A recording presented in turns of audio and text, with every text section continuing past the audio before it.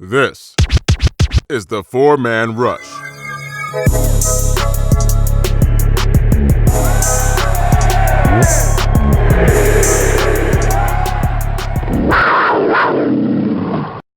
All right, so training camp updates.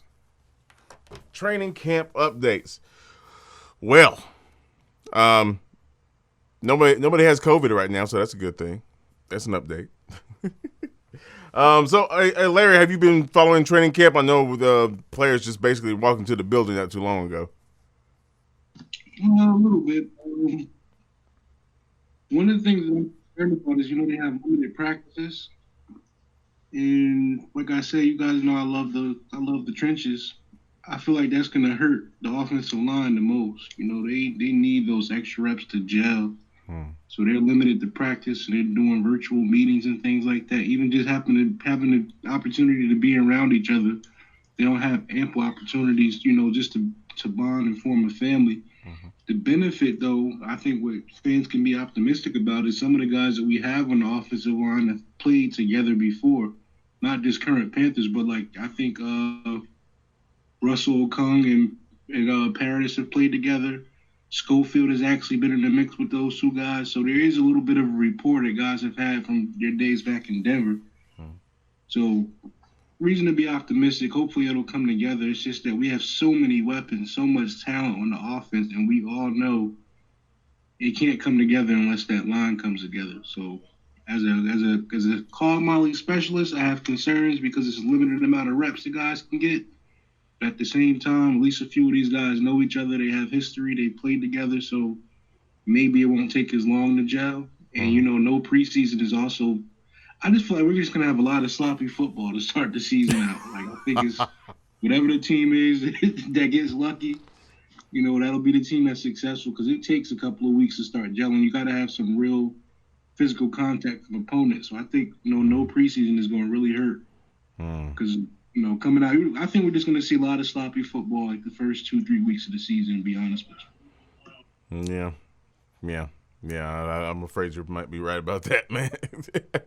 Will, what news have you picked up on the training camp? Yeah, like Larry said, I just made me think of something when you watch college. Notice the teams that you have your classics with your big teams, but like Alabama play a small school or something. Yeah. Charleston Southern in week 1 just to get that tune-up game, knowing that they're going to come out sloppy. You don't get that benefit in the NFL. Nope. So I know Matt Rule did say that this is just like a normal college off season where you don't get preseason games. You're preseason against yourself. So it's pretty much what he's been used to in college regardless, but you don't get that tune-up game in the NFL. But I've just been listening to interviews of the players this week. It starts with Matt Rule. Just got to like what he's got to say. You can see he kind of subtly motivates his players to try to light a fire under them. He said he wants to see DJ take that next step, be a number one receiver that can consistently dominate opposing corners, convert 3rd and 5s, and be a great red zone weapon. So just by telling the media that, I want to see this, that's going to light a fire to motivate DJ to step his game up and become that number one receiver that we need.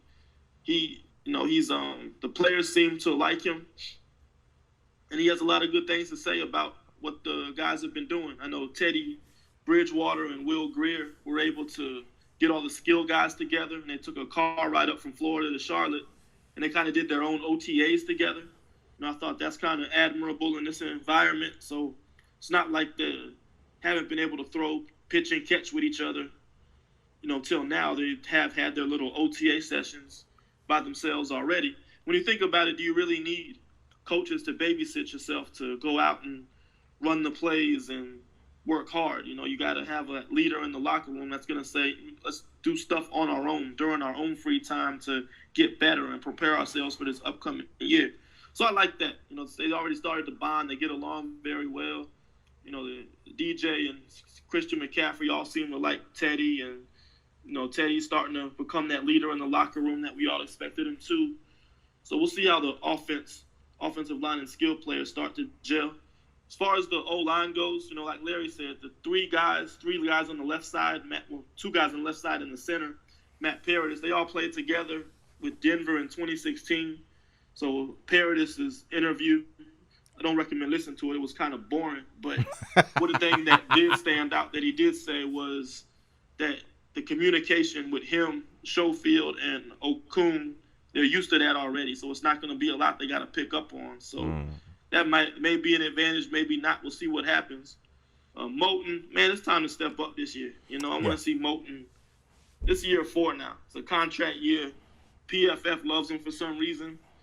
You know, they got him as a top 20 tackle in the league. What? I mean, and we see the potential. I mean, some plays, he's a bull. He's pancaking guys in the run game. You know, he's showing good fundamentals in his pass blocking, but we just got to see it more consistently. So I just think we got to find out, are you the $15 million man at right tackle or not? We got to find that out this year. So this, you know, it's game on the line for him. So I have high expectations as far as that goes. John Miller, I think he's a little of a sleeper, starting right guard. I mean, he's bounced around a bit at Buffalo and Cincinnati.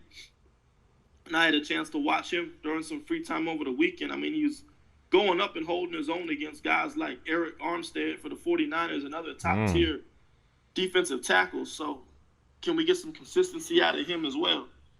So I'm not a fan of building offensive line through free agency. I think that's the area where you really want to invest draft picks to get that youth foundation and develop, gain that cohesiveness and build your team around.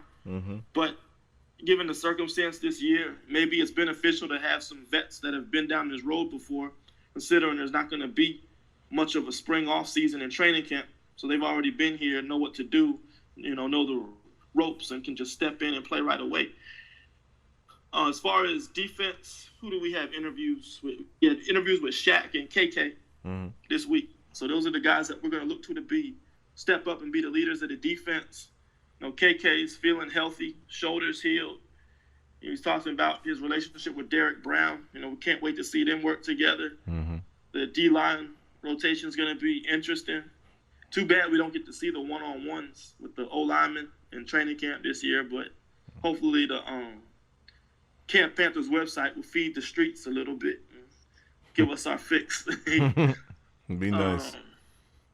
As far as Shaq, it's like with Moten. I mean, he already got his contract, but this is the first time he's going to come into a season where he's not going to be in Thomas Davis and Luke Kuechly's shadow. But this is his defense. So let's see what Shaq's going to bring to the table. I know Larry's boy, Tahir Whitehead's going to be running the mic. So I don't know who's going to be the signal caller, whether it's going to be Tahir or Shaq. But between them, with those two guys, it's see what they can do, how they communicate with the defensive backs, how they work well with KK and Derek, and let's see how it goes. A lot of young guys are going to have to step up. I know KK mentioned that he loves the speed, youth, and athleticism that they were able to acquire through the draft. So we'll see how this next couple weeks play out, man. I think it's going to start with a few weeks of OTAs before they put the pads on and go live. So we'll see what we can. Have you noticed that, I was looking at, even I know a lot of guys are camp bodies and stuff like that, but when you look at the defensive back room, have you seen, like, the measurables of some of these guys? We got, like, 3 or 4 guys that are 6'3", long, lengthy corners. Yeah. I didn't even notice that, man. Yeah, bro. Yeah, they're gonna be rangy, man, covering ground, and they get the wingspan too, bro. Yeah, and even at the speed, I mean, Dante, world-class sprinter, Troy Pride, world-class sprinter. And say what you want about Eli Apple, but the guy can run. These guys are fast, man. Kev, now I know you used to being down there, man. Yeah, I'm definitely going through withdrawals. It's crazy when get on Facebook every morning, wake up, see memories, and all you see is you at training camp. Just all pictures with players and taking film, and it's just like, man, like, why? It's definitely a big adjustment. Like, I ain't gonna lie, I got so much vacation time, I got to burn the rest of it because I'm used to saving most of my vacation time for training camp. Yep, true story.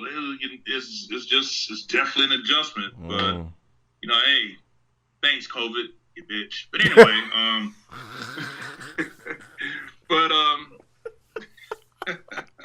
I had to get that out there, man. That's how I feel. That's how I feel. We keep it real, yeah. But definitely, 100. Yeah, absolutely. But definitely, man. I just, just speaking. I'm just gonna do something a little different here, if you don't mind, Tim. Just speaking from a fan perspective. With me being a PSL owner, I took the option of opting out my seat for the 2020 season. Like the players, I feel like I had to make a decision that was for my best health interest.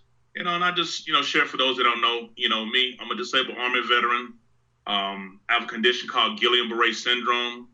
I still have lingering effects that I still take meds for even 15 years later. Mm-hmm. And, and it's a nerve condition, basically. And just what I've been reading up and hearing about COVID, I really don't want to take no chances, you know what I'm saying, especially without the vaccine out there. So, for me personally as a fan, I just chose to, opt out my PSL seat for the 2020 season, and hopefully I can, this thing be under control and I can, go back to my seat in 2021. Or hopefully, we had this media press credential. I can be in the press box in 2021. We'll stay working on that one. Speaking into existence. Let's go. But yeah, just overall though, I just felt like, sharing that with our fans to let them know that here at the 4-Man Rush, we take pride into being on the scene and making sure we give you guys fresh content. I miss doing my camp observations, staying up 2 or 3 o'clock in the morning sometimes just to make sure I got all my notes right and information right. So it's definitely a huge adjustment. This is also my bonding time with my daughter. She likes coming out for training camp, even though she's not a Panthers fan like her dad, but, she enjoys the bonding and the time and meeting the players, things like that. She actually thinks Dante Jackson is cute. I'm like, okay, whatever. I guess, hey, that's what you like, you know what I'm saying? But just overall, fans always ask, is there going to be a fan fest? No. That's pretty much the best way to put at it. Checking in with my sources, it just seems like anybody that is trying to, go to games this year is going to be on a very, very limited basis. Now, I did hear something today that even if you opt out, there is an option where you could, I forgot, I think it's something about you can still rebuy your own ticket. Like, let's just say I opt out, but let's say week 10, let's say things that got better. I can go back and, go buy my individual game ticket for, week 10, week 11, any home games after that. So that is an option that's out there for any fan that chooses to, opt out at first. But, some miraculous train of events, we get this thing trending downward, this whole COVID pandemic in the next 3 months, that will be something I may consider. So, just give you guys a little different perspective about this whole training camp experience.